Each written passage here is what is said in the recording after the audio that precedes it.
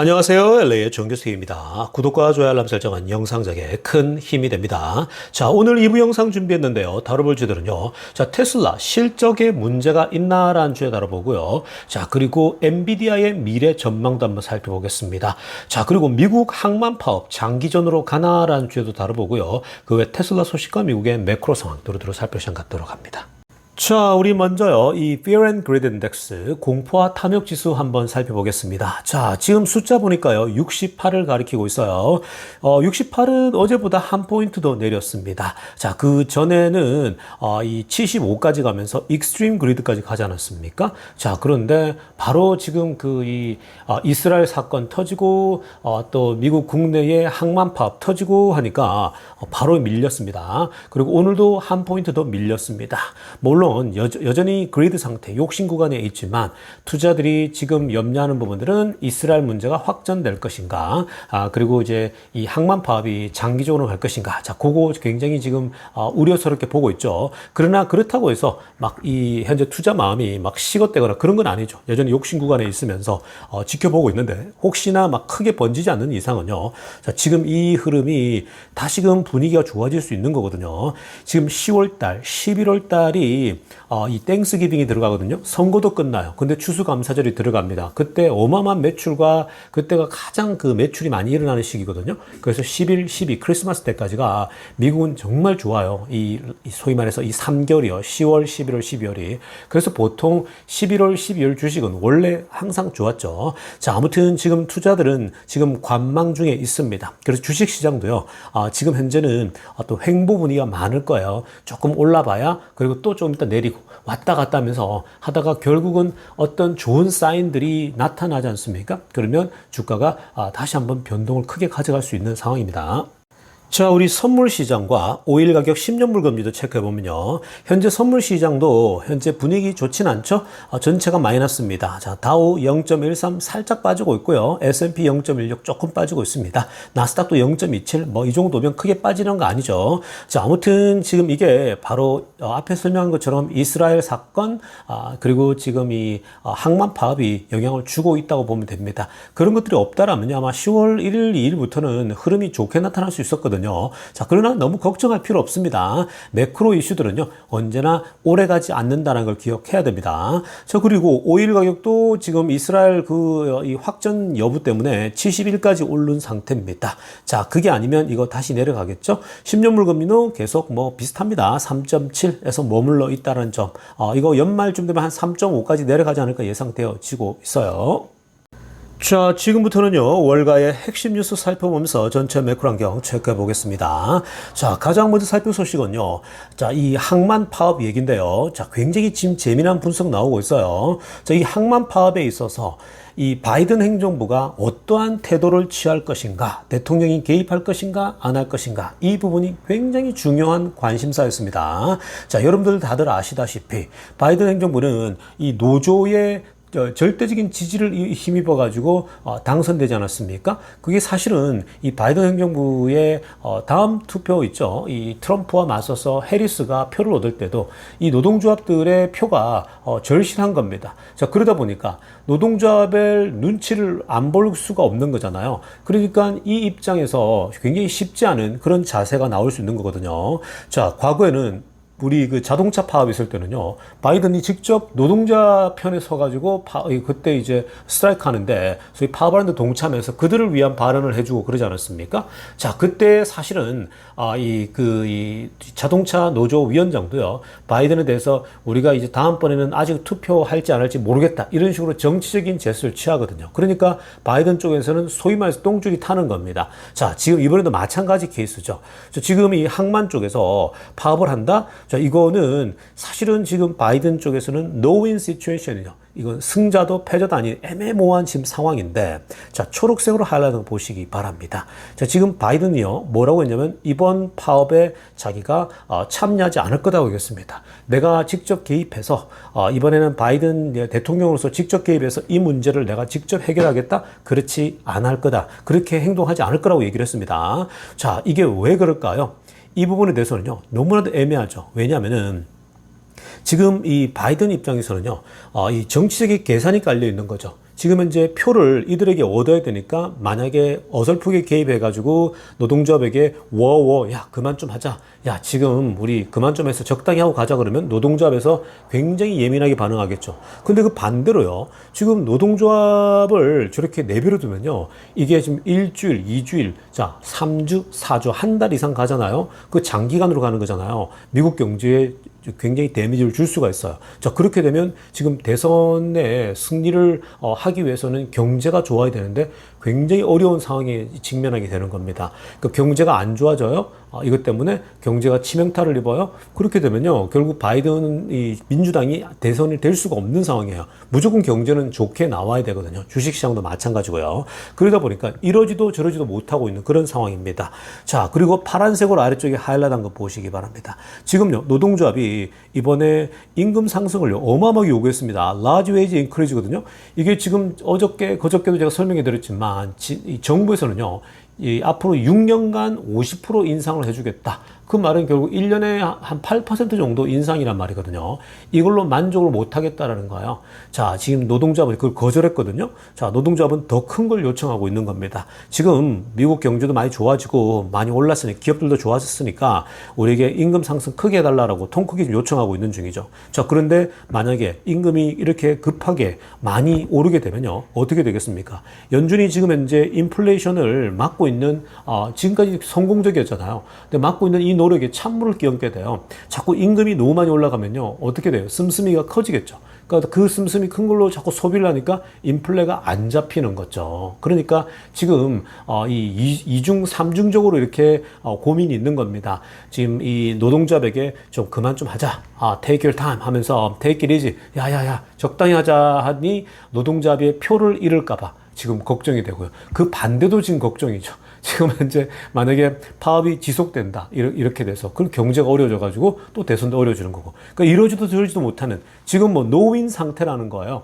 굉장히 애매하죠. 그래서 지금 바이든이 고민이 깊어져 가고 있는 거거든요. 근데 지금 여러분 이걸 계속 내버려 둘 수는 없어요. 어떤 식으로라도 어떤 방법을 찾아야 돼. 지금 현재는 내가 개입하지 않겠다 그랬죠. 왜냐면 지금 하루 됐으니까요. 근데 이게 만약 일주일 지나잖아요. 그럼 본격적으로 개입하기 시작할 겁니다. 그래서 이거 계속 우리가 이번 주 내내 주시해 봐야 됩니다. 어떻게 진행되는지요.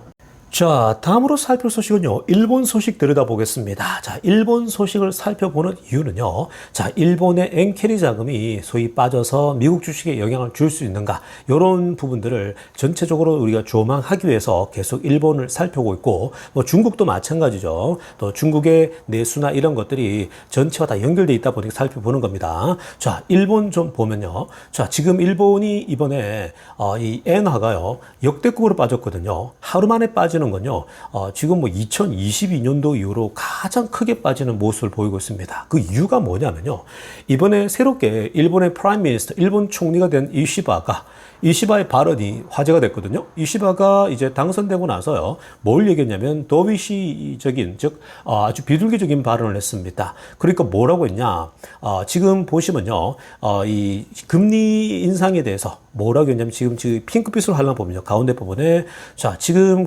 우리 일본의 전체 경제 환경 자체가 추가적인 금리 인상이 필요하지 않다라고 얘기했습니다. 일본의 경제 환경 상황을 보게 되면 추가적인 금리를 굳이 할 필요 없다라는 이 발언이거든요. 자, 이 발언은 결국은 일본 수장이잖아요. 수장이 금리나 생각이 없다라고 얘기했기 때문에 당연히 이제 금리 추가적인 인상이 없단 말은 결국은 당연히 이제 일본 엔화가 미국의 달러에 대해서 약세로 갈 수밖에 없는 거죠. 자, 그래서 핑크빛으로 하려면 보면요, 지금 147.15까지 달러 대비 이게 껑충 뛰어버렸습니다. 자, 그러니까 엔화가 약세가 된 거죠. 자, 그동안 요런 140까지 떨어졌어요. 근데 이게 142까지 올랐던 것이 5포인트 이상 올라버립니다. 그래서 147까지 왔고요. 거의 150에 좀 육박하고 있죠. 150이면 굉장히 많이 이전만큼 지금 오고 있죠. 이전에 최악이 160까지 갔었거든요. 그러니까 일본 엔화가 결국 약세로 가는 거죠. 금리가 만약에 올린다라고, 우리 더 올릴 거다 그러면요, 당연히 엔화가 강세가 되겠죠. 자, 달러를 약하게 되는 거고요. 자, 그런데 지금 일본 총리는 이런 얘기를 하고 있는데 여전히 그러나 지금 일본의 혹은 미국 월가의 전문가들은요, 일본이 금리 올려야 될 것이다라고 보고 있죠. 왜냐하면 물가 압력이 심해지고 있거든요. 물가 압력이 계속 심해지니까 당연히 금리를 더 올려야 될 텐데라고 하고 있습니다. 자, 그러나 그럼에도 불구하고 이 일본 총리는요, 이렇게 지금 이 소위 말해서 이 추가적인 금리 인상 없어라고 선포하는 건요, 지금 일본 경제 쪽도 문제가 있는 겁니다. 거듭 말씀드리지만 일본 기업들이 문제가 되잖아요. 지금 일본 기업들은요, 경쟁력이 어디서 나오냐면 결국은 일본 엔화 약세에서 나오는 거거든요. 그동안 일본 엔화가 약해져 있어야지 결국 잘 팔 수 있는 거예요, 나가서. 근데 지금 일본 엔화가 강해져 버리면요, 일본인들이 나가서 일본 기업의 경쟁력이 약해지는 거예요. 자, 그래서 그런 맥락에서 읽어야 됩니다. 그러니까 지금 일본 총리가 야, 이거 일본 엔화 자꾸 계속 유지해줘라는 거죠. 지금 안 그래도 일본 기업들이 거의 다가 지금 취약하지 않습니까? 경쟁력이 없어요, 여러분. 모든 영역에서. 지금 뭐 도시바랄지, 뭐 이 소니랄지 이런 기업들이 결국은 이 본인들이 결국은 낮은 가격 경쟁력을 가지고 가야 되는 겁니다. 자, 어찌됐건 간에 지금 이런 분위기가 있다 보니까 금리를 안 올린다? 그럼 어떻게 돼요? 엔캐리 자금이 뭐 그렇게 크게 움직일 이유가 없죠. 그러면 결국 이건 미국 주식에 좋은 거예요. 그래서 그런 큰 그림으로 보면 좋겠다라는 겁니다. 자, 다음으로 살펴볼 소식은요, 중국 소식 들여다보려고 합니다. 자, 지금 중국이 부양책을 썼죠. 얼마 전에 부양책을 써서, 자, 중국 시장이 막 폭등을 했죠. 자, 뭐, 이 굉장한 폭으로 상승하면서 오랜만에 중국 시장이 오른다라고 하면서 월가에서도 몇몇 사람들이 나와서 무조건 사라, buy China, 막 중국 거 뭘 사냐 그랬더니 다 사라, everything 사라 그랬거든요. 그랬더니 사회자도 지금 그렇게 사서 되냐 이렇게 의구심을 막 던지고 그랬는데, 자, 여러분, 지금 이 홍콩 주식 오늘 폭락했는데, 여러분, 중국이 부양책을 쓴 거에 대해서 그 자체는 당연히 일시적으로 영향을 줍니다. 주가가 상승하고요. 그리고 우리가 예상 못한 것처럼 더 크게 오를 수도 있습니다. 그러나 제가 중국 주식 사지 말라 그랬죠. 절대 투자하지 말라 그랬죠.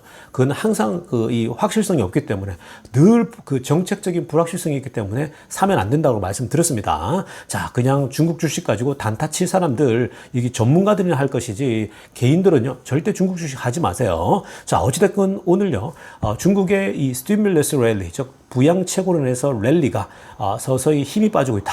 이제는 더 이상 이 약발이 이제 다 떨어진 거 아니냐, 이런 분석 나오면서 홍콩 주식이 오늘 폭락을 했습니다. 자, 핑크빛으로 보면요, 하루당 보세요. 항생 지수가 항생이 인덱스가 3%나 빠졌습니다. 자, 그런데 이게 수요일 날은요, 그 전날에 6%나 뛰어오르지 않았습니까? 그러니까 22개월 만에 처음으로 이게 가장 높은 수치를 찍었는데 바로 이제 3% 이상 빠지는 모습 나타났고, 그리고 조금 디테일하게 노란색으로 하려면 보세요. 자, 항생 메인 앤드 프로퍼티 인덱스입니다. 이건 부동산 인덱스겠죠. 자, 이게 지금 10% 이상 폭락을 해버렸습니다. 자, 돈을 풀었는데 부동산이 살아날 것이냐. 지금 중국 기업이나 중국 내수가 너무 안 좋기 때문에 사실은 지금 살짝 올랐을 때 팔고 떠나려고 하는 사람도 많겠죠. 그러니까 야, 지금 조금 올랐을 때 빨리 팔고 떠나자, 이런 겁니다. 그래서 중국 홍콩 메인랜드 프로퍼티 인덱스가 10% 이상 빠졌다는 거고요. 이게 지금 홍콩의 롱포 그룹 홀딩스의 12% 빠진 영향이고요. 그리고 뉴월드 디벨롭먼트가 10% 빠진 영향입니다. 그리고 항생의 기술 지수도요, 6% 이상 폭락해버렸습니다. 그러니까 지금 여러분, 중국에 대해서는 너무 파지티브하게 볼 필요 없습니다. 그냥 부양책 써서 좋으면 뭐 그냥 올라가는 거고요. 그냥 지켜보시면 됩니다. 이거 지금 중요한 건요, 펀더멘털입니다. 펀더멘털이 안 좋아요, 여러분. 현재 지금 펀더멘털 자체가 중국이 살아나야 되는데 살아날 돈 푼 것 빼고는요, 바뀐 게 하나도 없어요. 특히 미국이 중국 계속 규제하죠. 그리고 유럽도 중국 견제하죠. 지금 다 그래요. 기업들은 빠져나오죠. 돈 푼다고 뭐 해결될까요? 이전하고는 달라요, 여러분. 지금 환경이요, 전 세계가 눈을 떴다고 말씀드렸죠. 지금 전 세계가 중국에게 호의적으로 돼 있더니 이게 이제 권리가 됐어요. 그러니까 이들이 지금 자기들이 잘 살기 시작하니까요, 막 무시하기 시작하잖아요. 미국하고도 맞짱 떨려고 하고, 유럽도 무시하려고 하고, 우리나라는 벌써 옛날부터, 옛날에 뭐 우리나라 기업 들어오면 웰컴 했는데 자기도 좀 살기 시작하니까 뭐 삼성도 그렇고 우리나라 기업 내쫓아 버리지 않습니까? 그게 중국 사람들의 본심이지 않습니까? 그러니까 지금 이제 더 이상 세계가 알았기 때문에요, 중국에게 호의를 베풀려고 하지 않습니다. 그런 점이 펀더멘털이기 때문에, 그래서 중국이 계속해서 어려울 수 있다라고 보시면 되겠습니다. 자, 지금부터는요, 테슬라 소식 집중적으로 들여다보겠습니다. 자, 가장 먼저 살필 소식은요. 자, 오늘 테슬라의 그 인도량 발표를 놓고요. 자, 떨어진 이유가 일부 때도 살폈지만, 미국 지금 언론들이, 메이저 몇 개 언론들이, 테슬라가, 이 인도량 그 컨센서스에 조금 못 미쳤다. 조금이란 얘기도 하지 않고 그냥 못 미쳤다, 부족했다 이렇게 얘기를 하거든요. 그런데 사실 그들이 얘기하는 게 63만 대래요, 갑자기.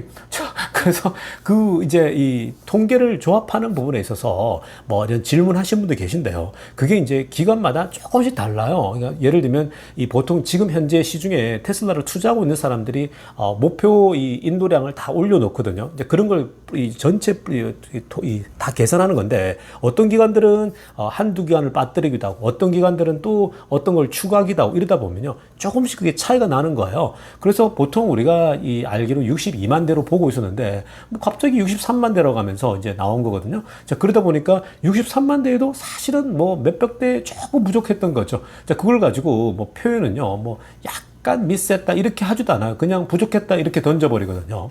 그러니까 뭔가 이 언론만 보면요. 테슬라에 뭐가 문제가 있는 것처럼 그런 식으로 이제 보도를 하죠. 이제 그게 이제 영향을 주는 건데, 자, 그러나 뭐 그렇다고 해서 확실히 요즘은 테슬라 투자들이 스마트해졌어요. 그러니까 뭐 별로 빠지지 않죠. 떨어지니까 6%씩 빠지니까 거기서 줍줍해서 들어와가지고 올라와 버리죠. 자, 여러분, 이 데이터를 보시면요. 그 쓸데없이 테슬라에 대해서 걱정은 제일 쓸데없는 걱정이라고 볼 수가 있는 겁니다. 자, 여러분, 한번 보시면요. 우리 왼쪽 편에 보면은 이게 뭐냐면요. 자, 3분기. 즉, 이 third quarter 있죠. 3분기에 전체 이 지금까지 데이터를 보여주는 겁니다. 2011년도부터 24년도까지 무려 거의 한 14년에 이르는 거의 한 13년 동안의 데이터죠. 자, 한번 보시면요. 숫자가 지금 맨 위에 있는 게 2024년도 3분기죠. 이번 거거든요. 46만 2,890대였어요. 자, 이거 뭐 46만 3천 대라고 컨센서스가 나왔다 하더라도 10대 부족한 거잖아요. 원래 46만 우리가 2,000대라고 봤는데, 자, 아무튼 간에 지금 보시면요. 이번 3분기가 가장 잘 나왔어요. 작년 3분기 43만 5천 대였습니다. 그거보다 더 많이 나왔죠. 자, 그리고 22년도 3분기 보세요. 34만 3천 대. 그거보다 더 많이 나왔죠. 그리고 21년도 3분기도 24만 대. 그러니까 이런 걸 보게 되면요. 늘 3분기가 끊임없이 역대급으로 계속 나오고 있습니다. 그러니까 계속 기록을 갱신했어요. 그러니까 숫자가 조금 줄어들었을 뿐이지 그 차이가요. 그러나 지금 이 경제 환경을 생각한다면요. 꾸준하게 테슬라는 계속 늘어나고 있다는 겁니다. 내년도 3분기가 25년도 3분기가 요거보다 더 뛰어넘겠죠. 이제 50만 대 돌파하지 않을까 보거든요. 그러니까 이런 흐름들을 보면요. 테슬라가 별 문제 없어요. 그냥 늘 하던 대로. 근데 이번에는 작년 3분기보다도 더 잘 나왔다는 게 중요한 거죠. 자, 그리고 오른쪽 거 보세요. 이 그래프가 이제 그래프로 만든 거거든요. 이 숫자를 가지고요. 그러니까 지금 보시면요. 꾸준하게 올라온 거예요. 올라와서 또 이제 좀 주춤할 때가 있지 않습니까? 그 지금 현재는 높은 금리에 그리고 이제 세계 경제가 좀 안 좋다 보니까 조금 슬로한 거죠. 그 슬로해서 조금 멈추는 거고. 그러니까 이 지금 흐름 자체는요, 이 3분기 데이터가 꾸준히 데이터를 보면 나쁘지가 않아요. 그러니까 지금 뭐 특별히 문제 있는 거 아닙니다. 오히려 이제 여기서요, 내년부터 이제 2만 달러대의 자동차가 나오면요, 확실히 달라지죠. 더 올라가겠죠. 그리고 이 사이버 트럭도 대수가 이제 내년부터는 확실하게 더 이제 대량 생산 들어가는 거고요. 그러니까 그런 맥락도로 보게 되면요, 지금 뭐 그렇게 호들갑 뜨고 이럴 필요가 없는 거예요. 오히려 이번에 떨어졌을 때 줍줍한 사람들이 승자한 거죠. 다시 반등해버리잖아요. 6% 빠지니까.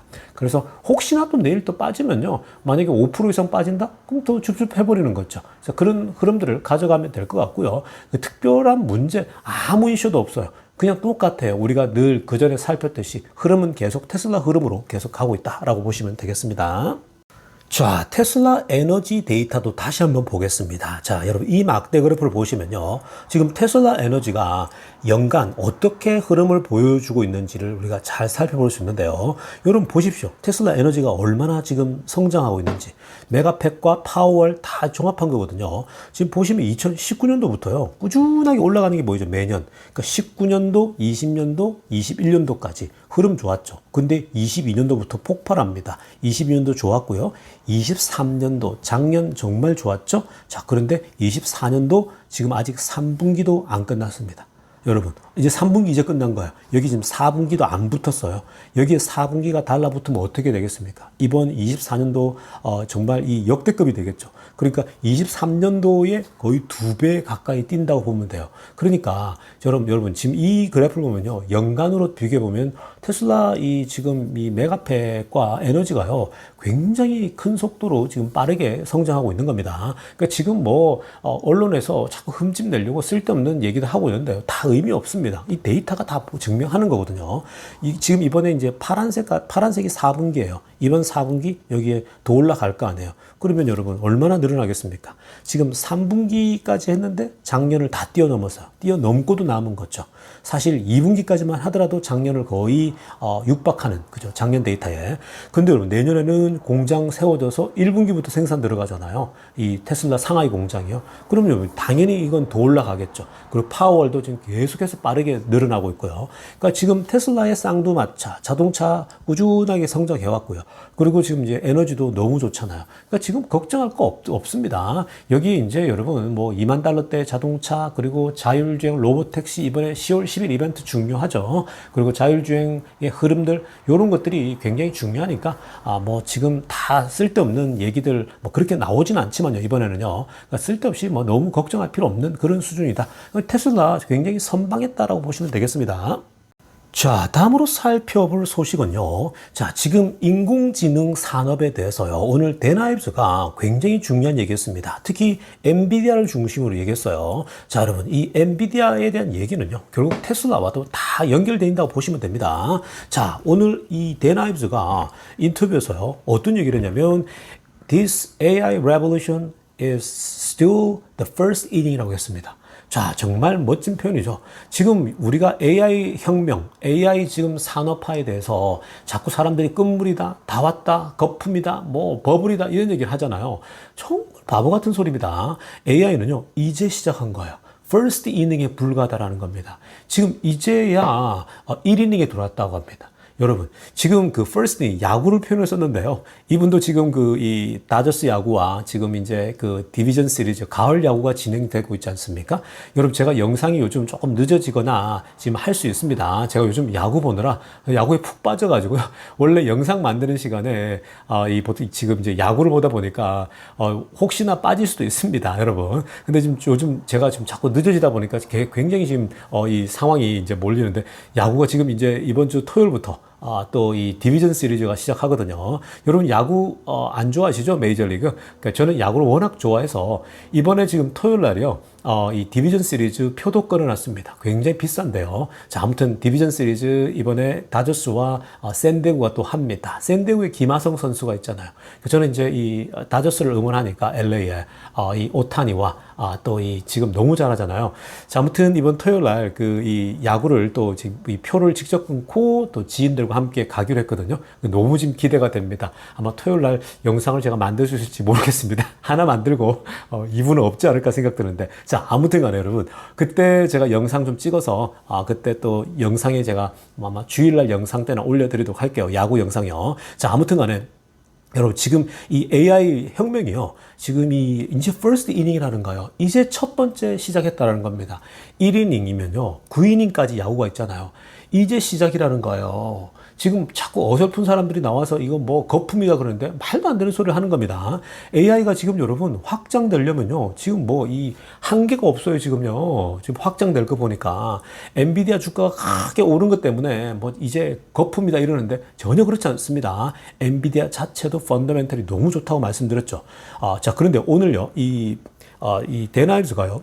엔비디아와 이 액센처라고 하는 회사가 오늘 파트너십을 맺었어요. 자, 이 파트너십이 또 다른 지금 오늘 엔비디아 주가 많이 올랐잖아요, 오늘. 바로 여기 이유가 있는 겁니다. 다른 게 아니고요. 엔비디아가 오늘 이 파트너십을 체결하면서, 와, 엔비디아가 새로운 또 이 현금 창구를 만들었구나. 근데 사실 그거보다 더한 얘기가 있는데, 이따가 들여다보고요. 자, 지금 이 데나이브스는요, 향후 3년간 노란색으로 하려면 보세요. 1 trillion AI CapEx가 들어갈 거다라는 거죠. 그러니까 향후 3년 동안 아마 이 업계에서 1조 달러 이상의 자금이 이 인공지능에만 순수 돈이 풀릴 것이다 보고 있는 거예요.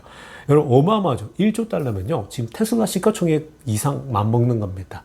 그냥 여러분 일개 빅테크 하나가 여기에 지금 현재 들어간다고 봐도 과언이 아닌 거예요. 그러니까 얼마나 자금이 많이 흘러들어갈지 상상이 되시죠.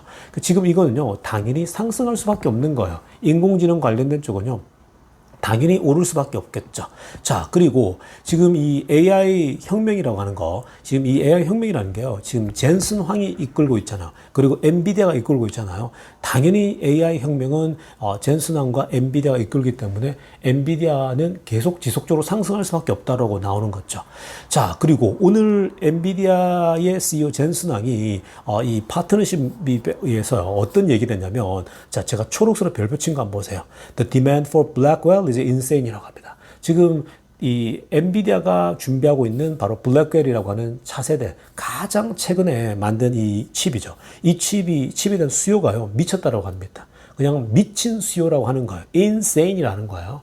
지금 여러분 이게 속도를 빠르게 하니까 당연히 업계에서는 이 최신 칩을 요구할 거 아니겠습니까? 지금 미친 속도로 수요가 있으니까 그러니까 지금 이 말은 무슨 말이냐면요. 여러분 지금 엔비디아는요.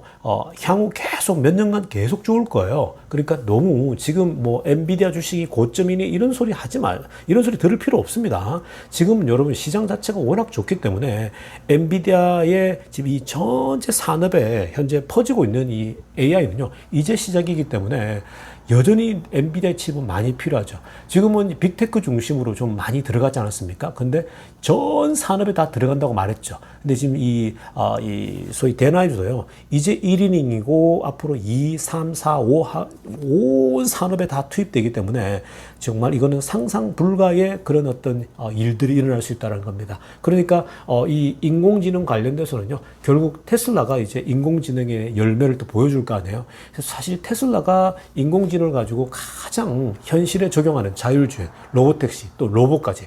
이건 여러분, 이 테슬라 머스크이기 때문에 가능한 겁니다. 그러니까, 앞으로 여러분 계속 엔비디아도 그렇고 테슬라도 그렇고 계속 바이 앤 홀드 하세요. 결국 여러분들이 돈을 은행 통장에 넣어놓으면요, 제일 바보라고 말씀드렸죠. 그냥 이런 미국 주식, 좋은 주식, 테슬라, 엔비디아, 미국의 M7 좋은 주식에 묻어두면요, 그냥 팔지 말고 계속 갖고 가시면요, 여기서, 그리고 계속 월급 날 때마다 사 모으는 거예요. 그러면 여러분 자산들이 계속 커져가겠죠. 그런 것들을 생각하셔야 됩니다. 자, 다음으로 살필 소식은요, 토요타 얘기입니다. 자, 지금 토요타가 폭스바겐을 보면서요, 사실 지금 긴장하고 있죠. 폭스바겐이 계속 줄고 있지 않습니까? 전기차 산업에 먼저 뛰어들고 토요타보다 앞서 나간다는 소식을 2021년도와 22년도에 많이 들었었거든요. 근데 최근에 이 폭스바겐이 내연기관차의 넘버2로서 별로 그렇게 좋지가 않죠. 그래서 회사가 지금 공장이 유럽의 공장을 문을 닫니 안 닫니 이런 굉장히 어려운 얘기가 흘러나오잖아요. 근데 토요타도 그걸 보면서 준비를 안 할 수가 없거든요. 근데 토요타가 지금 오늘 또 조금 우려 섞인 얘기가 나왔습니다. 토요타가 미국에서 만든 US made electric vehicle입니다. 자, 미국에서 처음으로 만드는 전기차에 대한 생산 계획이 있었거든요. 그걸 딜레이 한다고 얘기를 했습니다. 미룬다 그랬어요. 언제까지? 2026년도까지. 그러니까 지금 24년도 말이잖아요. 25년도에도 생각이 없다라는 거예요. 26년이나 돼야 우리가 미국에서 만든 전기차를 생산해서 팔겠다라는 겁니다. 그러니까 지금 토요타가 또 미룬 거거든요. 원래는 더 빨리 나와서 좀 치고 나가려고 했는데 지금 토요타가 자꾸만 미적미적하고 있는 거죠. 이건요, 지금 수요가 생각보다 지금 떨어지는 거 아니냐 그러는데 지금 미국이 10% 가까이 오고 있거든요. 그리고 현대가 약진하는 거 보면서 뭔가 이제 불안한 거죠. 그리고 GM도 그렇고 딜러십을 통해서 넘기건 어떤 간에 계속해서 공격적으로 좀 하고 있지 않습니까? 그러니까 토요타도 여기서 밀리면 안 되겠죠. 왜냐하면 토요타가 미국에서 매출이 크거든요. 미국에서 판매를 보게 되면요, 토요타가 원래 압도적이었잖아요. 근데 테슬라에게 계속해서 밀리기 시작했고, 올해는 아마 토요타 RAV4라고 가장 많이 팔리는 SUV가 있습니다. 그것도 이제 모델 Y에 밀리게 됩니다. 그러니까 지금 차근차근 밀리게 되는데, 빨리 그래서 전기차를 내놓으려고 하고 있는데 이것마저도 미루고 있다라는 겁니다. 여러분, 이건 레거시 업체들이 점점 더 어려움을 겪게 된다는 사인이라고 보시면 되겠어요. 자, 여러분, 오늘 영상은요, 이쯤 하도록 하겠습니다. 레이정규스티브였습니다.